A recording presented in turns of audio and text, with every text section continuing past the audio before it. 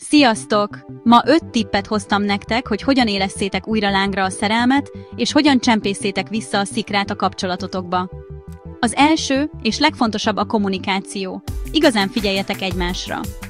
Tegyétek le a telefonokat, nézzetek egymás szemébe, és beszélgessetek őszintén. Osszátok meg a gondolataitokat, álmaitokat, és akár a félelmeiteket is. Második tipp. Szervezzetek randevúkat. Tudom, hogy sokszor rohan az élet, de ha időt szakítatok egymásra, az csodákat tehet. Nem kell semmi flancosra gondolni. Egy egyszerű séta a parkban is varázslatos lehet. Harmadik. Lepjétek meg egymást. A kis kedvességek sokat jelentenek. Hagyjatok egymásnak kedves üzenetet, szervezzetek meglepetésprogramot, vagy főzzétek meg a kedvenc ételét a másiknak. Az a lényeg, hogy gondoljatok a másikra. Negyedik. Legyetek gyengédek. A testi érintés nagyon fontos a szeretet kifejezésében.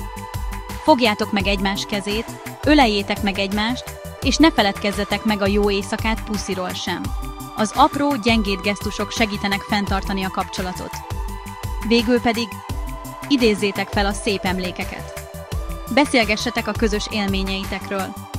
Nézegessétek a régi fotókat, vagy látogassatok el arra a helyre, ahol először találkoztatok. Ha felidézzük, miért is szerettünk bele a másikba, az újra felélesztheti azokat az érzéseket. Íme, itt van 5 egyszerű tipp a szerelem újraélesztéséhez.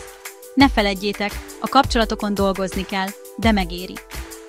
Köszönöm, hogy megnéztétek a videót, és ha hasznosnak találtátok, adjatok neki egy lájkot, és iratkozzatok fel a csatornámra, hogy ne maradjatok le a további szerelemmel és párkapcsolattal kapcsolatos tippekről. Legközelebb is találkozunk. Sziasztok!